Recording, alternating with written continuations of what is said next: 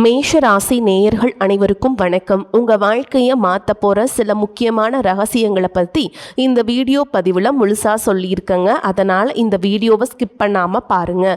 சிவபெருமானுடைய நாமத்தை சொல்லி வீடியோ பதிவை தொடங்குறேங்க. ஓம் நமச்சிவாய. உங்களால் முடிஞ்சதுன்னா கமெண்ட் பாக்ஸில் ஒரே ஒரு முறை கமெண்ட் பண்ணுங்கள். இன்னும் நம்ம சேனலை சப்ஸ்கிரைப் பண்ணலன்னா மறக்காமல் சப்ஸ்கிரைப் பண்ணிக்கோங்க. வாங்க வீடியோக்குள்ளே போகலாம்.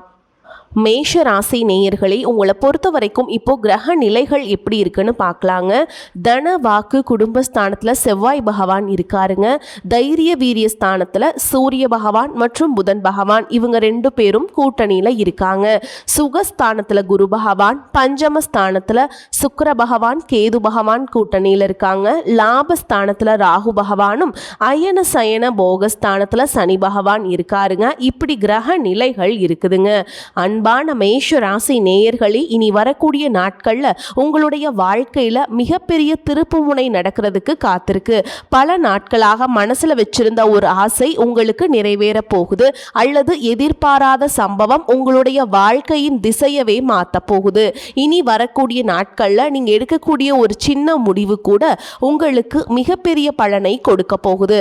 அதே நேரத்தில் நீங்க ஏதாவது ஒரு சின்ன விஷயத்துல அலட்சியமோ அல்லது கவனக்குறைவோ இருந்துட்டீங்கன்னா அப்படின்னா தேவையற்ற பிரச்சனைகளையும் உருவாக்கலாம். அதனால எந்தெந்த விஷயத்துல எல்லாம் நீங்க கவனமா இருக்கணும், எதுவெல்லாம் உங்களுக்கு சாதகமா இருக்க போகுது அப்படிங்கிறத பத்தி தான் இந்த வீடியோ பதிவுல பார்க்க போறோம். மேஷராசி அஸ்வினி நட்சத்திரம், பரணி நட்சத்திரம், கார்த்திகை நட்சத்திரம் 1ஆம் பாதம்ல இருக்கவங்களுக்கு உங்களுக்கான கிரக நிலைகள் எப்படி இருக்கு அப்படின்னு பார்த்தீங்கன்னா, குடும்பஸ்தானத்துல செவ்வாயும், சகோதர ஸ்தானத்தில் புதனும் சூரியனும், சுகஸ்தானத்தில் குருவும், புத்திரஸ்தானத்தில் சுக்கிரனும் கேதுவும், லாபஸ்தானத்தில் ராகுவும் இப்படிலாம் இருக்காங்க. இதன் காரணமாக பார்த்தீங்கன்னா சில நேரங்களில் உங்கள் மேலே உங்களுக்கே நம்பிக்கை குறைய மாதிரி இருக்குங்க.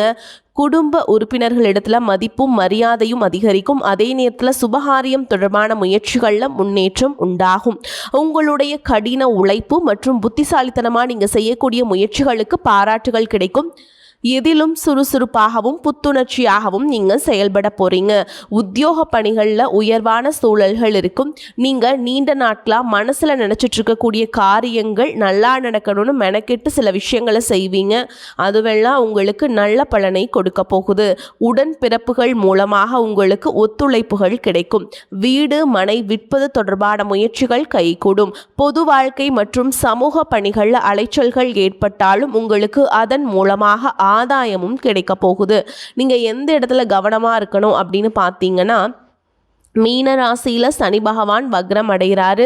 உங்கள் ராசிக்கு 10, 11ஆம் இடங்களுக்கு அதிபதியான சனி பகவான் தொழில் ஸ்தானம் மற்றும் லாபஸ்தானத்திற்கு அதிபதியாக இருக்காரு. அவர் வக்ரம் அடைவது உங்களுக்கு நல்லதல்ல. அதே சமயத்தில் குருவின் பார்வை சனி மீது பதிகிறதுனால அதன் கடுமையும் குறையும். எனவே தொழில் இருந்த குறுக்கீடுகள் உங்களுக்கு படிப்படியாக குறையும். சனியின் பார்வை 2, 6, 9 இடங்களில் பதியுதுங்க. வக்ரம் பெற்ற சனியின் பார்வை அப்படிங்கிறதுனால குடும்பத்தில் சில குழப்பங்கள் ஏற்பட்டு அகலும். நிம்மதி கிடைக்கிறதுக்கு குலதெய்வ பிரார்த்தனைகளையும் இஷ்ட தெய்வ பிரார்த்தனைகளையும் நீங்கள் மேற்கொள்வது நல்லது. வேலையை பொறுத்த வரைக்கும் பார்த்தீங்கன்னா ஊதிய உயர்வும் பதவி உயர்வும் எதிர்பாராத நேரத்தில் உங்களுக்கு கிடைக்க போகுது. அதே சமயத்தில் பெற்றோர் வழியில் கொஞ்சம் ஆதரவு குறையலாம். வியாபாரம் மற்றும் தொழில் செய்யக்கூடியவங்க விழிப்புணர்ச்சியோடு இருக்கக்கூடிய நேரமாக இருக்க போகுது. கூட்டாளிகளால் ஏமாற்றங்களை சந்திக்காமல் இருக்கிறதுக்கு அவ்வப்போது நீங்கள் கணக்குகளை சரி பார்த்துக்கிறது நல்லது. சினிமா மற்றும் கலைத்துறையில் இருக்கவங்களுக்கு சந்தர்ப்பங்கள் சாதகமாக அமையும். புதிய வாய்ப்புகள் கிடைக்கும். அத்தியாவசிய தேவைகளை எல்லாம் பூர்த்தி செஞ்சுக்குவீங்க. உடல் நலத்தில் சின்ன சின்ன தொல்லைகள் இருந்தாலும் ஆரோக்கியத்தை மீட்டெடுத்து வருவீங்க. சுப செலவுகள் அதிகரிக்கும். உத்தியோகத்தில் உங்களுடைய எதிர்பார்ப்புகள் நிறைவேறுவதோடு கூடுதலான பொறுப்புகளும் உங்களுக்கு கிடைக்க போகுது. இதுவரைக்கும் உங்கள் லட்சியத்துக்காகவும் குடும்பத்துக்காகவும் கஷ்டப்பட்டு உழைச்சு உங்களுடைய உடல் நலனை நீங்கள் கவனிக்காமல் விட்டிருந்திருப்பீங்க. இப்போ வரைக்கும் சிலருக்கு அது வெளியில தெரியல அப்படின்னாலும் சின்ன சின்ன பிரச்சனைகள் மூலமாக உங்களுக்கு தொந்தரவு கொடுத்துட்டு வந்திருக்கும். அந்த உடல் சார்ந்த பிரச்சனைகள் முழுவதும் குணமாகணும் அப்படின்னா அதற்கு தகுந்த சிகிச்சை முறைகளை எடுத்துக்கிறது மட்டும் இல்லாமல் உங்களுடைய உடல் நலனையும் நீங்கள் பாதுகாக்கணும். உங்ககிட்ட நிறைய ஆற்றல் இருக்குது, திட்டங்கள் இருக்குது, கடின உழைப்பு எல்லாமே இருக்குது. ஆனால் உடல் ஆரோக்கியம் இல்லாமல் போச்சு அப்படின்னா உங்களால் எதையுமே சாதிக்க முடியாது. இதற்கு பிறகாவது உங்களுடைய உடல் ஆரோக்கியத்தில் நீங்கள் கூடுதலான கவனம் செலுத்தினீங்க அப்படின்னா நீங்கள் செய்யக்கூடிய எல்லா காரியத்திலையுமே உங்களுக்கு வெற்றி கிடைக்கும். எதிரிகளை எல்லாம் ஜெயிச்சு வருவீங்க. சிலர் பார்த்தீங்கன்னா நல்ல வேலை கிடைக்காம வீட்லேயும் சரி சமுதாயத்திலையும் சரி நிறைய பேருடைய கிண்டலுக்கும் கேலிக்கும் ஆளாகி இருப்பீங்க. இன்னும் சிலர் குடும்ப கஷ்டத்துக்காக பிடிக்காத ஒரு வேலைக்கு போயிட்டு இருந்திருப்பீங்க. இதற்கு பிறகு உங்களுடைய தன்னம்பிக்கை அதிகரிக்கும். புதிய புதிய தொழில்நுட்பங்களை கற்றுக்கிட்டு நல்லதொரு வேலையில் சேர போகிறீங்க. அரசியல்வாதிகளை பொறுத்த வரைக்கும் புதிய பொறுப்புகள் புதிய பதவிகள் எல்லாமே தானாக கிடைக்க போகுது. நம்மளுடைய குடும்ப உறவுகள் நம்மளுடைய நண்பர்கள் அப்படின்னு சொல்லிட்டு சிலருக்கு பெரிய ஒரு தொகையை கடனாக கொடுத்துட்டு அதை திரும்ப வாங்க முடியாமல் கேட்க முடியாமல் ஒரு விதமான மன அழுத்தத்துக்குள்ளாகி இருப்பீங்க. அதனாலே உங்களுடைய உறவு கெட்டிருக்கும். அந்த பணம் உங்களுக்கு திரும்ப கிடைக்காது அப்படின்னு நீங்கள் முடிவே செஞ்சுருப்பீங்க. உங்ககிட்ட பணம் வாங்கினவங்க அவங்களுடைய தவறை புரிஞ்சுக்கிட்டு மனசாட்சியோடு உங்களுக்கு அந்த பணத்தை திருப்பி கொடுப்பாங்க. குடும்பத்தில் இருக்கக்கூடிய நெருக்கடிகள் விலகும். செல்வாக்கு அந்தஸ்து உயரும். கடவுள் நம்பிக்கை அதிகமாகும். பெரியவங்களுடைய உதவிகள் உங்களுக்கு கிடைக்கும். உறவுகளில் இருந்த சண்டை சச்சரவுகள் முழுவதுமாகவே விலகும். புதிய நண்பர்களும் உங்களுக்கு உதவி செய்வாங்க. தொழிலில் ஏற்பட்ட நெருக்கடிகள் விலகும். பொருளாதார ரீதியாக நலிவடைந்த நிறுவனங்கள் முன்னேறவும் போகுதுங்க. மேலும் மேலும் எதிர்பார்த்த லாபமானது உங்களுக்கு வியாபாரத்தில் கிடைக்க போகுது. புதிதாக தொழில் தொடங்கணும் அப்படின்னு நினைக்கிறவங்க இந்த காலகட்டத்தில் நீங்கள் தொழில் தொடங்கலாம். இதுவரைக்கும் உங்கள் குடும்ப உறவுகளுக்கு நீங்கள் பெருசாக முக்கியத்துவம் கொடுத்துட்டு இருக்க மாட்டீங்க. எத்தனையோ கஷ்டமான சூழல்கள் உங்களுடைய எல்லாவற்றையும் சகித்து கொண்டிருந்த குடும்ப உறவு இந்த சகிப்புத்தன்மை இழந்து கடமைக்கு ஏதோ ஒரு வாழ்க்கையை வாழ்ந்துட்டு இருக்க மாதிரியான சூழல்ல இருந்திருப்பாங்க. என்னதான் நீங்க குடும்ப உறவுகளை பத்திரமா பார்த்துக்கிறேன் எல்லாத்தையும் பூர்த்தி செஞ்சு கொடுக்குறேன் அப்படின்னு சொன்னாலும் குடும்ப உறவுகள் கிட்ட நீங்க மனம் விட்டு பேசணும். நீங்க 20 வயசுல இருந்தாலும் சரி 70 வயசுல இருந்தாலும் சரி குடும்பத்தில் இருக்கவங்களுடைய மனநிலை நீங்க எல்லா கட்டத்திலையுமே புரிஞ்சுக்கணும். அவங்களுடைய வார்த்தைகளுக்கு மதிப்பு கொடுத்து சில விஷயங்களை திருத்திக்கிட்டும் சில விஷயங்களை மாத்திக்கிட்டும் நீங்க இருந்தீங்க அப்படின்னா உறவுகள் உங்களை தலையில தூக்கி வச்சு கொண்டாடுவாங்க. உங்களை பொறுத்த வரைக்கும் குடும்பத்தில் நிம்மதி முழுசாக கிடைக்கணும் அப்படின்னா சில இடங்களில் விட்டு கொடுத்து போகிறதான் நல்லது அப்படிங்கிறத ஞாபகம் வச்சுக்கோங்க.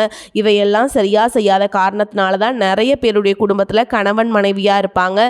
வெளியே போவாங்க வருவாங்க. ஆனால் உண்மையான அந்யோன்யம் இருக்காது. சரியாக பேசிக்க கூட மாட்டாங்க. சமுதாயத்துக்காக போலியான ஒரு வாழ்க்கையை வாழ்ந்துட்டு இருக்க மாதிரி இருக்கும். இதற்கு பிறகு உங்கள் வாழ்க்கையில் இதுவெல்லாம் நடக்கக்கூடாது அப்படின்னா மனம் விட்டு பேசி உங்கள் கூட அதிகமான நேரத்தை செலவிடணும். உங்கள் மேலே அவங்களுக்கு நம்பிக்கை வர மாதிரி நடந்துக்கணும். பண வசதி வாய்ப்புகள் எல்லாருக்கும் தேவை அப்படின்னாலும் அதை வச்சு நிம்மதியான அழகான ஒரு வாழ்க்கையை வாழ முடியாது. கோடீஸ்வரனாக இருக்கவங்க கூட கஷ்டப்படுறதையும் ஏழைகளாக இருக்கவங்க கூட சந்தோஷமாக இருக்கிறதையும் நம்மளால் பார்க்க முடியுது. சின்ன சின்ன விஷயங்களை கூட சரியாக பேசி முடிக்காத காரணத்தினால தான் பெரிய பெரிய பிரிதல்கள் எல்லாமே வருதுங்க. இன்னும் சிலருக்கு பார்த்தீங்கன்னா விவாகரத்து வரைக்கும் கூட போயிடுது. இந்த மாதிரியான விஷயங்கள் எல்லாம் உங்கள் வாழ்க்கையில் நடக்கிறதுக்கு நீங்கள் மட்டுமே முழுமையான காரணம் இல்லை. உங்களை மட்டுமே குற்றம் சொல்லிட முடியாது. சில கிரகங்களுடைய பார்வை தசா புத்தியினுடைய பலன்கள் காரணமாகவும் இதுவெல்லாம் நடக்கும். சில ஜோதிட சூட்சமங்களை எல்லாம் நீங்க புரிஞ்சுக்கிட்டு சரியான விஷயங்களை மட்டும் செஞ்சீங்க அப்படின்னா உங்களுடைய வாழ்க்கையிலும் நல்லது நடக்கும். நீங்க விவாகரத்து வாங்கியிருந்தா கூட 2 பேருடைய உள்ளத்திலும் தூய்மையான புரிதல் வர வரைக்கும் உண்மையா நடந்துக்கங்க. உங்க வாழ்க்கையில நடந்த சம்பவங்கள் எந்த மாதிரி சிச்சுவேஷனில் நடந்துச்சு அப்படின்னு மற்றவங்க சூழல்ல இருந்து உணர்வு பூர்வமாக நினைச்சு பாருங்க. நிச்சயமா உங்க மனசுக்குள்ள மிகப்பெரிய மாற்றம் வரும். இந்த மாற்றத்தின் காரணமாக குடும்ப உறவுகள் மீண்டும் சேர்வாங்க. இதுவெல்லாம் உடனே நடக்கல அப்படின்னாலும் சில மாதங்கள்ல ஒன்றா சேர்வதற்கான வாய்ப்புகள் இருக்கு. இந்த வாய்ப்புகள் சரியாக அமையும் போது நீங்கள் அதை பயன்படுத்திக்கிட்டீங்கன்னா உங்களுடைய வாழ்க்கை உங்களுக்கு பிடிச்ச மாதிரியே மாறும். உங்களுடைய முன்னேற்றத்தை தடுக்கிறதுக்கும் உங்களை அவமானப்படுத்துறதுக்கும் இங்கே நிறைய பேர் கூடவே இருந்துட்டு முயற்சி பண்ணிகிட்ருக்காங்க. ஆனாலும் அவங்களுடைய சதிகளையும் சூழ்ச்சிகளையெல்லாம் தாண்டி இப்போ வரைக்கும் ஓரளவுக்கு நீங்கள் நல்லா இருக்கீங்க அப்படின்னா உங்ககிட்ட இருக்கக்கூடிய நல்ல எண்ணங்களும் கடவுள் பக்தியும் இதுவரைக்கும் நீங்கள் செஞ்ச தர்ம காரியங்களும் தான் உங்களை காப்பாற்றிக்கிட்டு இருக்கு. இதுக்கு முன்னாடி நல்ல நண்பர்களாக இருந்திருப்பாங்க, நல்ல உறவுகளாக இருந்திருப்பாங்க. அவங்களே தன்னுடைய சுயநலத்துக்காக துரோகங்களை எல்லாம் செஞ்சு உங்களுடைய வாழ்க்கையை கெடுக்கணும் அப்படின்னு நினைக்கும் போது இந்த உலகத்தில் யார் நல்லவங்க யார் கெட்டவங்க யாரை நம்புறது அப்படிங்கிறது தெரியாமல் தான் நீங்கள் புலம்பிட்டு இருக்கீங்க. ஒரு வகையில் இந்த மாதிரி விஷயங்கள் உங்களுக்கு கஷ்டத்தை கொடுத்தாலும் இப்போவாவது இவங்க நம்ம மேலே எவ்வளவு பொறாமையோடவும் வன்மத்தோடவும் இருக்காங்க அப்படிங்கிறத ஓரளவுக்கு நீங்கள் புரிஞ்சிருப்பீங்க. இதையெல்லாம் தெரிஞ்சும் கூட நீங்கள் என்னமோ பண்ணுங்கள், எத்தனையோ நல்லது செஞ்ச எனக்கு மனசாட்சிக்கு விரோதமாக தப்பு செய்கிறீங்க அப்படின்னா அந்த கடவுள் உங்களுக்கு நிச்சயமாக மிகப்பெரிய தண்டனையை கொடுப்பார் அப்படின்னு தான் கடவுள்கிட்ட உங்களுடைய வேண்டுதலை எல்லாம் வச்சுட்டு கடந்து போயிட்டுருக்கீங்க. இப்போ இருக்கக்கூடிய சூழலில் தான் உண்டு தான் வேலை உண்டு அப்படின்னு தான் இருக்கீங்க. இருந்தாலும் உங்களுடைய கஷ்டத்தையும் கண்ணீரையும் மற்றவங்களுக்கு தெரியாத மாதிரி தான் பார்த்துட்ருக்கீங்க. உங்களுடைய வாழ்க்கை உங்களை எப்படி புரட்டி போட்டாலும் முடக்கி வச்சாலும் இருந்தாலும் நீங்கள் எப்பவும் போல் சாதாரணமாக இருக்கிறதுனால உங்களை சுற்றி இருக்கவங்க எல்லாருமே இவங்களுக்கு என்னப்பா ஜாலியான வாழ்க்கை வாழ்கிறாங்க, இவங்கக்கிட்ட என்ன குறை அப்படின்னு சொல்லுவாங்க. ஆனால் மனசில் நிம்மதி இல்லாமல் சரியாக சாப்பிட முடியாமல் அவ்வளவு ஏங்க நிம்மதியாக தூங்க முடியாமல் கூட நீங்கள் எவ்வளவு கஷ்டப்படுறீங்க அப்படிங்கிறது உங்களுக்கும் அந்த கடவுளுக்கு மட்டும்தாங்க தெரியும். இந்த மாதிரி உங்கள் வாழ்க்கையில் திடீர்னு ஒரு பிரச்சனை, உடம்பு சரியில்லை, ஹாஸ்பிட்டலில் பெருசாக செலவு வந்துடுச்சு, குடும்பத்தில் அவசர தேவைக்கு பணம் பத்தலை, பிஸ்னஸ் லாஸ் ஆயிடுச்சு அப்படின்னு உங்கள் வாழ்க்கை முடிஞ்சிருச்சுன்னா கூட நீங்கள் உங்களுக்கு உதவி செய்கிறதுக்கோ ஆறுதலாக 4 வார்த்தை பேசுகிறதுக்கோ அவ்வளவு ஏங்க திரும்பி பார்க்க கூட உண்மையான ஆள் கிடையாதுங்க. ஆனால் நீங்களாவே ஏதோ தடுமாறி எந்திரிச்சு நிற்கிறப்போ உங்களை குறை சொல்கிறதுக்குனே நிறைய பேர் தேடி வருவாங்க. உங்கள் சொந்தக்காரங்க தெரிஞ்சவங்க அப்படின்னு எல்லாரும் தேவைக்கு மட்டும்தான் உங்களை பயன்படுத்திக்கிறாங்க. இதையெல்லாம் தெரிஞ்சதுக்கப்புறமும் மறுபடியும் அவங்களுக்கெல்லாம் உதவி செஞ்சு ஏமாறக்கூடியவங்களாக தான் நீங்கள் இருக்கீங்க. இந்த வாழ்க்கையில் எப்படியாவது முன்னேறணும் அப்படிங்கிறதுக்காக தினம் தினம் கஷ்டப்பட்டு உழைக்கிறீங்க. இது நாள் வரைக்கும் என்னுடைய மனசாட்சிக்கு தெரிஞ்சு நான் யாருக்கும் எந்த கெடுதலையோ கஷ்டத்தையோ துன்பத்தையோ கொடுத்ததில்லை, எனக்கு மட்டும் ஏன் இந்த மாதிரி இந்த வாழ்க்கையில் இப்படி நடக்குது அப்படின்னு ஆதங்கப்படுறது உண்மைதாங்க. என்ன இருந்தாலும் உங்களுக்கு இவ்வளவு கஷ்டங்கள் ஆகாது. இந்த மாதிரி பிரச்சனைகள் உங்கள் வாழ்க்கையில் வரும், கொஞ்ச நாளுக்கு அப்புறம் அது போயிடும். நிறைய நேரங்களில் பார்த்தீங்கன்னா உங்களால் எந்த பிரச்சனைகளும் வராது, ஆனால் உங்களை சுற்றி இருக்கவங்க மூலமாக தான் உங்களுக்கு நிறைய பிரச்சனைகள் வருது அப்படிங்கிறத இப்போவாவது கொஞ்சம் புரிஞ்சிருப்பீங்க. இவ்வளவு நடந்ததுக்கப்புறம் இனி என் வாழ்க்கை மாறுமா அப்படின்னு நீங்கள் கேட்குற கேள்விகளுக்கெல்லாம் பதிலாதாங்க இனி வரக்கூடிய கிரக நிலைகள் மற்றும் அந்த இயக்கத்தின் காரணமாக உங்களுக்கு நல்ல பலன்கள் எல்லாமே கிடைக்க போகுதுங்க. இது நாள் வரைக்கும் நடந்த கெட்ட விஷயத்தை எல்லாமே விட்டுருங்க. இனி வரக்கூடிய நாட்களில் உங்களுக்கு எந்த மாதிரி நன்மைகள் கிடைக்க போகுது அப்படிங்கிறத பற்றி தான் இந்த வீடியோ பதிவில் பார்க்க போகிறோம். முதலாவதாக மீனராசியில் இருக்கக்கூடிய சனி பகவான் உங்களுக்கு ஆரம்பத்தில் சில தடைகளை கொடுத்திருந்தாலும் இந்த வருடத்தின் இறுதிக்குள்ள உங்களுக்கு நல்ல பலன்களை எல்லாம் கொடுக்க போகிறார், தடைகளை எல்லாம் விளக்க போகிறார். இதன் மூலமாக பொருளாதார ரீதியாக உங்களுக்கு நல்ல முன்னேற்றம் அப்படிங்கிறது விரைவிலேயே ஏற்பட போகுதுங்க. அடுத்ததாக பார்த்தீங்கன்னா சுக்கிர பெயர்ச்சி, புதிதாக வீடு வாகனங்கள் எல்லாமே வாங்குவீங்க. ஆரம்பத்தில் பொருளாதாரத்தில் ஏற்ற இறக்கங்கள் இருந்தாலும் இந்த வருடம் முடியும் பொழுது குறிப்பிட்ட அளவுக்கு நீங்கள் சொத்து சேர்த்து வச்சிருப்பீங்க. குரு பகவான் மிதுன ராசியிலிருந்து தன்னுடைய உச்ச ராசியான கடக ராசிக்கு போகும் பொழுது கஜ கேசரி யோகமும் உண்டாக போகுது. இந்த நேரத்தில் உங்கள் நிதி நிலைமை ரொம்பவே முன்னேற்றமாக இருக்கும். குழந்தை பாக்கியம் இல்லை அப்படின்னு கவலைப்பட்டு இருக்கவங்களுக்கு நிச்சயமாக குழந்தை பாக்கியம் உருவாகும். அவங்களுடைய உடல் நலனில் எவ்வளவு பிரச்சனைகள் இருந்தாலும் அதையெல்லாம் சரி செஞ்சு இந்த பாக்கியத்தை அடைய போறீங்க. குடும்பத்திலையும் மனதிலையும் மிகப்பெரிய மகிழ்ச்சி நிரந்தரமாக இருக்க போகுது. படிக்கக்கூடிய மாணவர்களுக்கும் கல்வி ரொம்பவே சிறப்பாக இருக்க போகுது. அடுத்ததாக பார்த்திங்கன்னா நவம்பர் மாதத்தில் ஏற்படக்கூடிய ராகு கேது பயிற்சியில் குடும்பம் மற்றும் தொழிலில் திடீர் மாற்றங்களும் திருப்பங்களும் ஏற்பட போகுது.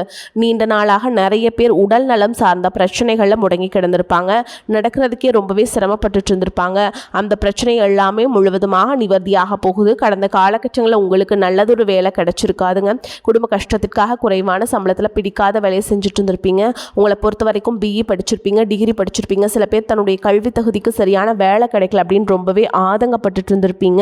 வரக்கூடிய நாட்களில் நீங்கள் சரியான முயற்சிகளை எடுத்தீங்க அப்படின்னா அரசாங்க வேலைக்கு நீங்கள் முயற்சி பண்ணாலும் உங்களுக்கு அரசாங்க வேலை கிடைக்குங்க. பேங்க் வேலையோ ஐடி கம்பெனியோ அல்லது தனியார் நிறுவனங்களோ உங்களுக்கு மனசுக்கு பிடிச்ச மாதிரியான நல்ல வருமானத்தோடு வேலை கிடைக்கக்கூடிய சூழலும் இருக்கு. மேலும் கணவன் மனைவிக்கிடையே பார்த்தீங்கன்னா நல்ல அந்யோன்யம் இருக்க போகுது. இதுவரைக்கும் இருந்த மன கஷ்டங்கள் எல்லாம் நீங்கி ஒற்றுமையோடு இருக்க போறீங்க.